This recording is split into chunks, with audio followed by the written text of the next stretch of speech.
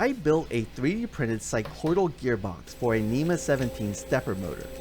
These kinds of gearboxes are supposed to provide a high gear reduction with minimal backlash and are easily 3D printed. I wanted to test out these assumptions by building one for myself. In a previous video, I built a planetary gearbox that I plan to use in future robotics projects. I tested it and it has proven itself to be very reliable and can generate a lot of torque. So much so that it actually broke my first test rig. The cycloidal design, however, has gained popularity in recent years in the robotics and 3D printing communities. I want to see if this new design can outperform my existing gearbox. Planetary gearboxes use more traditional gears with teeth that mesh with gears of different sizes to provide a gear reduction. In contrast, a cycloidal gearbox is rather unusual. It uses a disc with lobes instead of teeth as the main gear. As the motor turns, the disc wobbles around the input shaft thanks to an eccentric bearing. These allow the disc to mesh with the outer bearings.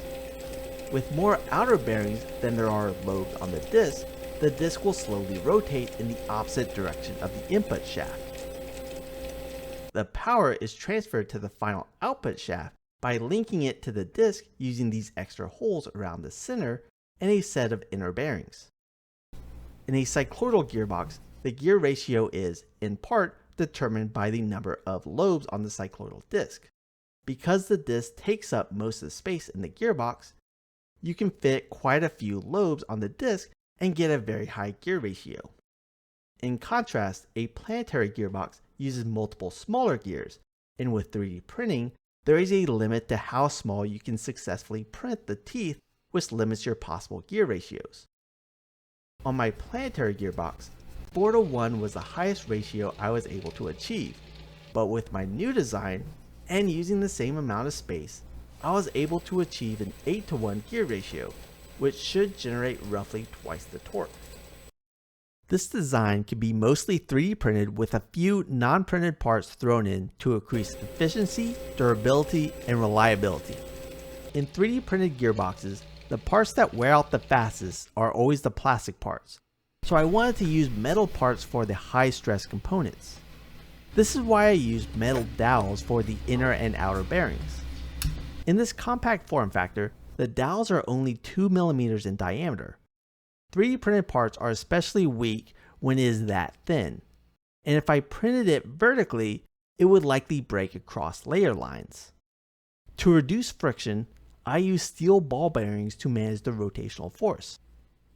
Excessive friction is what will end up killing the efficiency. With the complex motion of the cycloidal gearbox, I had to use 2 different sets of ball bearings. Similar to many of my designs, I prefer threaded inserts to nuts. Threaded inserts are easy to install, stay in place, and don't wear out quickly. Cycloidal gearboxes only require a single disc to operate, but I opted for 2. There is a potential issue with cycloidal gearboxes that can be fixed using 2 discs. Each disc in the gearbox is offset from the input shaft by a small amount.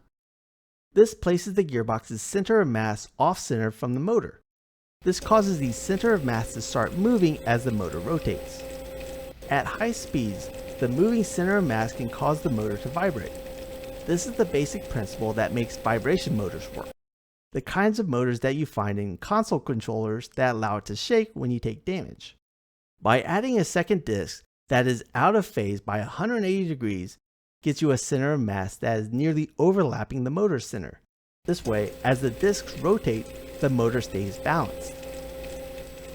On paper, the cycloidal gearbox gets an 8:1 gear reduction, which is much better than my previous gearbox, which only had a 4:1 gear reduction.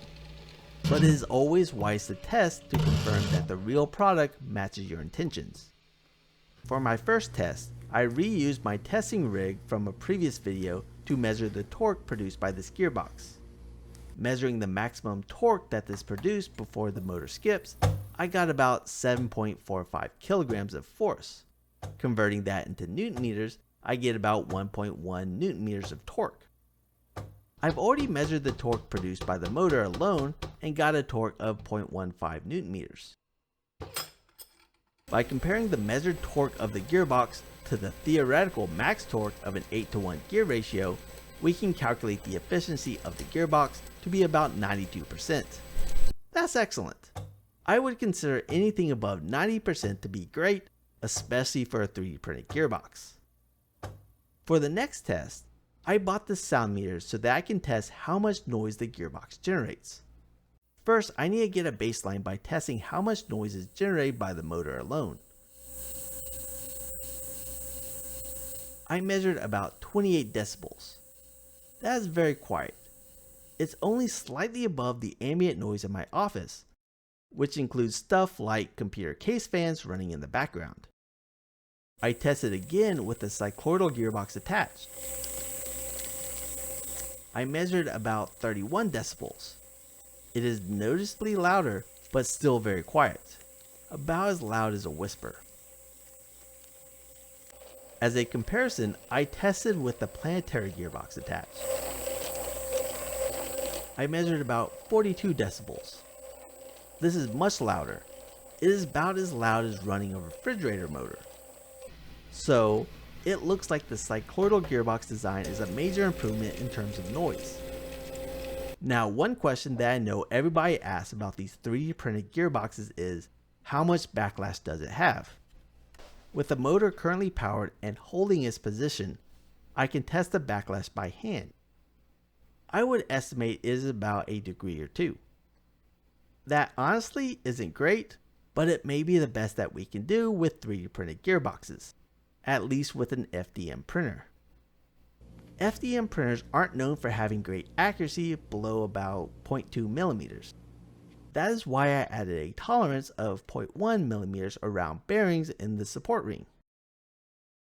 This means that the bearings are still a little loose, but if I decrease the tolerance any further, I struggle to get the bearings to fit. Overall, I am very pleased with this design. The cycloidal gearbox produces more torque, was dramatically quieter, and maintained excellent efficiency.